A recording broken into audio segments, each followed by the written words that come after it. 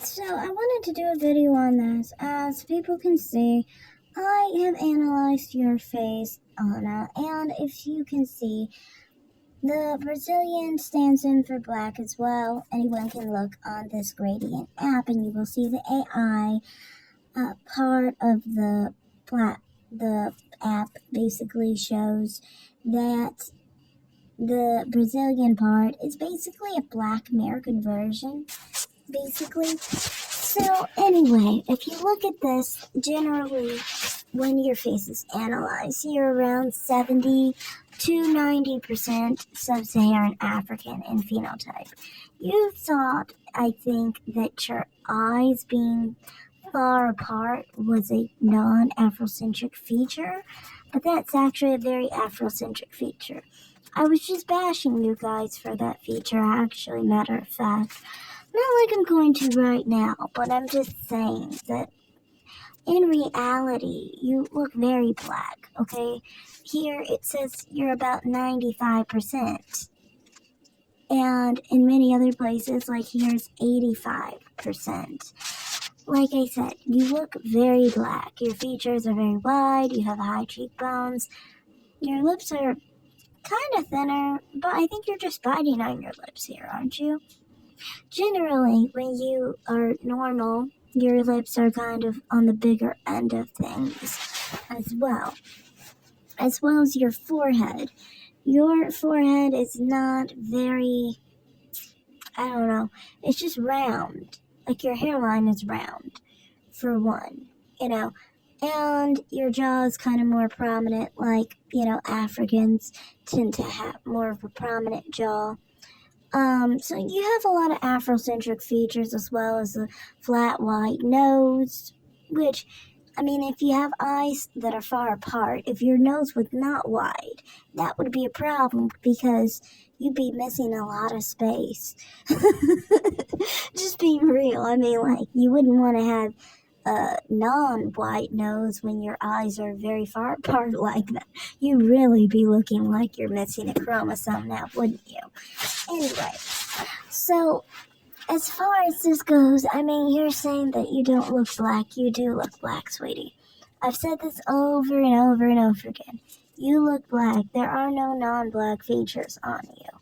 Now, on skin tone, in some photos, you're trying to make yourself look as bright as possible. As people can tell, in most photos, you are, in normal lighting, just a regular brown-skinned woman. You're not light brown. That was my whole contention. An issue with you was you're not light brown. See, when I'm in lighting like this, I'm not that gray color. I'm like a pale color. I look pretty much light skinned, like I look yellow.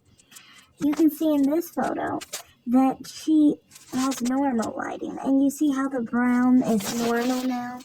She has a normal brown color. It's not light brown, it's just basically medium, in my opinion. So, to me, when we're talking about this whole situation, and you're trying to go into people's spaces that were made for multi-generational mixed people, and you're not multi-generationally mixed.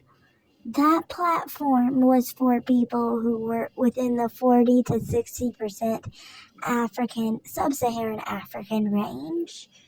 You have more black than 60% sub-Saharan African range, period. I can say for myself, you would be like, why were you in that sector? Well, technically, they actually did have a map that had to do with Caucasian people, and they were specifically showing how you could see that the Caucasian race is specifically in Europe, Middle East, and North Africa. And they specifically were including the people in the Sahara. When people do that for me, my percentage goes down substantially. Okay, so the natives of the Sahara, for me, I have about at least 30% of my heritage come from those people. and then add it to all the other heritage that I have, like European heritage, I would fit into the 60% range in that case, which is why I was over there. Now, you, on the other hand, I just don't get it. Why do you come to these types of sectors and then hate on the very people that you try to claim you are? That's what I don't get about you. I understand you look similar to Gabrielle Union, Brandy, pretty unambiguous, dark-skinned black women, in my opinion. I know you don't want to see these women as dark-skinned, even though if you look at you two and you look at your complexions, you don't have different complexions. You see, that's why I'm saying, look at Brandy. She has a bright lighting on her. Are you saying she's light-skinned? Because her skin tone doesn't look any different than yours in bright lighting. This is why I'm trying to explain you're a dark-skinned black woman who is unambiguous, just with different lighting. Same thing with Gabrielle Union here. You see how the bright lighting for dark-skinned people makes them look slightly lighter? But this is not light skin, this is dark skin. Your skin tone is doing the same thing. There's no difference here between these two photos at all. You guys have very similar skin tones. So, to me, it's just like obvious. You look like an unambiguous dark-skinned black woman. Nothing wrong with being a dark-skinned unambiguous woman. Yes, I have put your photo out there and called you a couple names. But honestly, everybody knows how you act towards dark-skinned black women. You do deserve a little taste of your own medicine, of which I didn't really even hardly try and address deeply. Now, my main issue with you is this. Quit trying to claim caramel skin tones. This is my skin tone in the sun. You see, I'm outside facing the sun. This is how my skin looks in bright lighting. You see how her skin tone did not turn very white or yellow or peachy like mine? Mine turns very bright in the sun, basically. I lose most of my color in the sun. You see, she retains most of her color, some of her color in the sun. That's what dark skins do. They retain their color in the sun, even if it's a mild amount. My mother does this. She retains some of her color. Now, what I wanted to also talk about was also the whole thing of privilege. See, you have always tried to say that you were not dark-skinned because you felt like being dark-skinned meant you don't have privilege. So you even try to go to the extreme length of saying that you have privilege because you can go to a strip club and black men will treat you well. That's not even nearly really anything in my experience.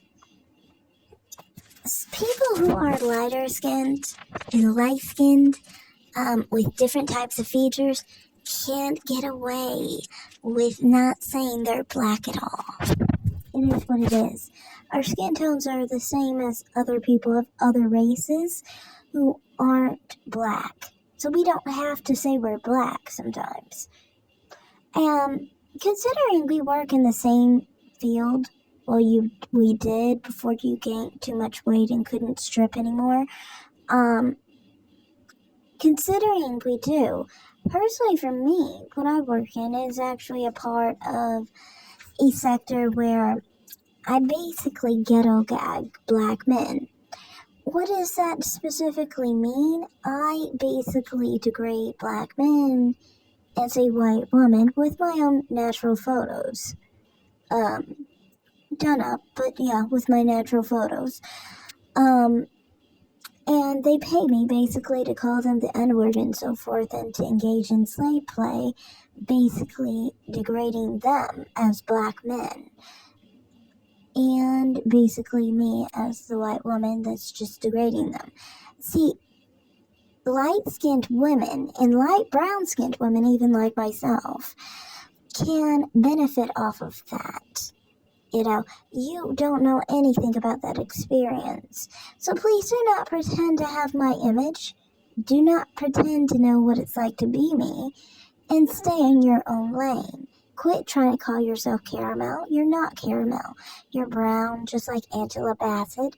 Accept it, love it, have pride in it. Do not try and chase after other skin tones and mixed race people, because you just keep on trying to do such a thing.